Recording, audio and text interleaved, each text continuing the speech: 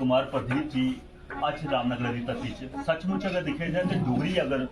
कोई सही तरीके कने अच्छे सलीके कने बोली जाती तो उधमपुर के रामनगर के इलाके या बड़ी मसूड़ी वाले इलाके ये पूरी धार के चलती है डोगरी इतने वसा करती है तो कोई सोहना जिहा डोगरी गीत सुनेगा तुझे तैयार किया साढ़े दर्शक लिए सुना दो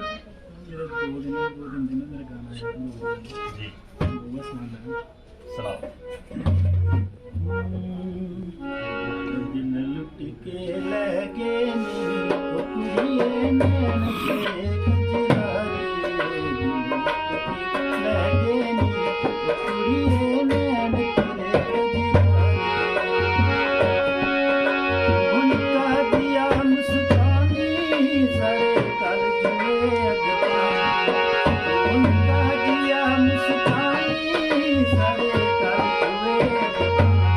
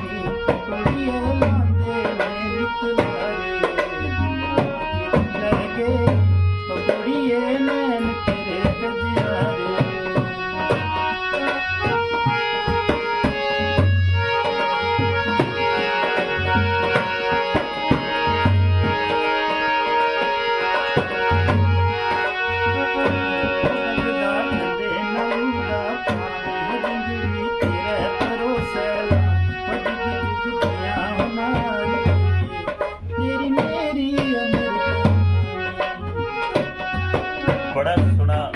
सचमुच ये जिहड़ा प्रेम रस पुंछे का गीत तुसें गाया अज कल वाली जो नौजवान पीढ़ी है उनके वास्ते गाते उनकी प्रेम लीला की गुणगुना करते पर सच लिखिया जा साडी भाषा च इन्नी मिठास है पर मते सारे कलाकार दौड़ते हैं पंजाबी गाने की थोड़ा की मन की कदे अपनी भाषा च गाते सर मैं बॉयस वाली दुग्गा च टॉप वाली तक जी जी मैं 1.5 साल प्रोग्राम किया उधर दोबारा शुरू हुआ था मेरे ख्याल हाँ सीजन 2 शुरू जी उत्थे पहले तो अस भी सुनते हैं डोगरी का उधर जोर तेरे बोलते तो हैं रामनगर पर गाना इन्ने बोल पर उत्थे जाइए अस ये प्रेरणा मिली कि चलो वो गाना सुनने मन नहीं करता मन भी नहीं करता बिल्कुल दोस्तों अज इस क्लब ने प्रयास किया कि जी रामलीला की रिहर्सल असें रस भरिया और धार्मिक गीत भी तुहाडे तक पहुँचाए सांस्कृतिक धरोहर जी साड़ी लुप्त हुआ करती है और रामनगर का बड़ा सहयोग है इन्हें अज छोटे छोटे बच्चे को लाइए बड़े तक को प्रेरणा दी कि अपनी मातृभाषा के जोड़े गीत ने वो तुहाडे तक पहुँचाए ये विशेष कार्यक्रम दोस्तों असें तुहाडे तक पहुँचाने का प्रयास किया उम्मीद करने तुसीं पसंद आवा करदा बड़े सारे कलाकार ने अजे एक होर मेरे ख्याल पिछले रो करा रहे मैडम और थोड़ा बखरा गीत अस रिकॉर्ड करके दोबारा कोशिश करके एक बार परती को मौका लगे तो थोड़ी पूरी मंडली किट्ठी करिए तो फिर एक इस कार्यक्रम दोबारा चलाने का प्रयास करिए।